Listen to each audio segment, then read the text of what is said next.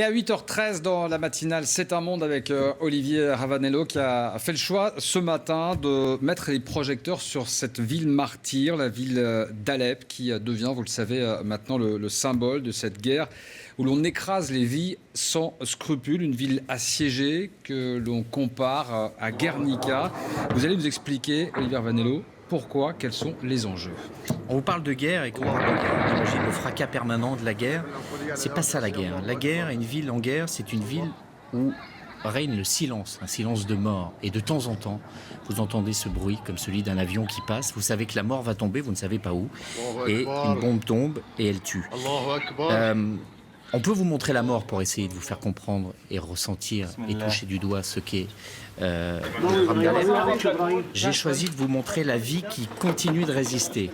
Cet enfant qui a été sorti des décombres, c'était il y a quelques jours à Alep.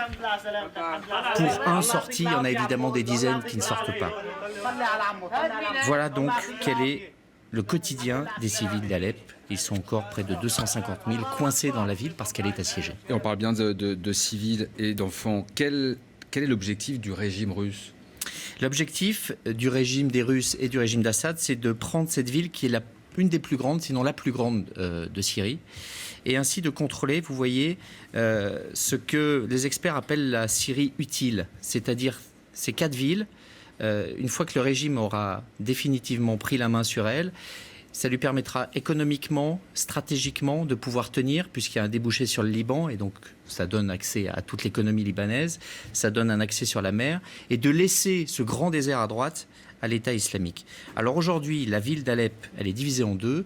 Il y a une ligne de front qui est au milieu, au centre de la ville, et les forces du régime rentrent. Donc vous voyez, la zone en bleu, c'est celle qui est contrôlée par les forces du régime. En vert, c'est encore ce qui est tenu par l'opposition. Au centre, vous avez le centre-ville d'Alep qu'on voit beaucoup sur les images, qui est complètement vidé de sa population. Les gens n'habitent plus là, c'est là où on se bat.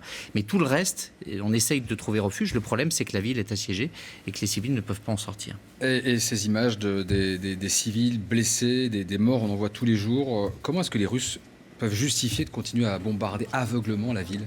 L'argument principal des Russes, c'est de dire qu'il y a dans l'opposition des mouvements terroristes. Par exemple, le Front islamique, qui rassemble quantité de groupes armés qui, au fil des années, se sont radicalisés et sont devenus de plus en plus religieux.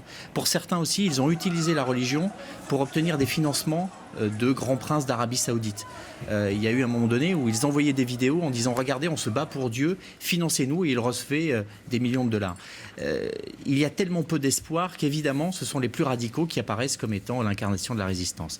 Quand les Russes disent ça, ils n'ont pas complètement tort. C'est vrai qu'une grande partie de l'opposition aujourd'hui a été mangée par des groupes islamistes qui, s'ils arrivent au pouvoir, feront la même chose que l'État islamique.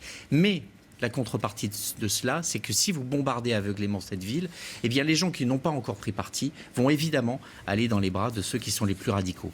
À terme, l'objectif, c'est de diviser la Syrie en deux. La Syrie utile, on l'a vu, l'État islamique de l'autre. Le problème de cela, c'est que les 5 millions de personnes qui ne veulent ni de la dictature, ni de la charia, qui sont parties et qui sont en Europe, ne rentreront jamais.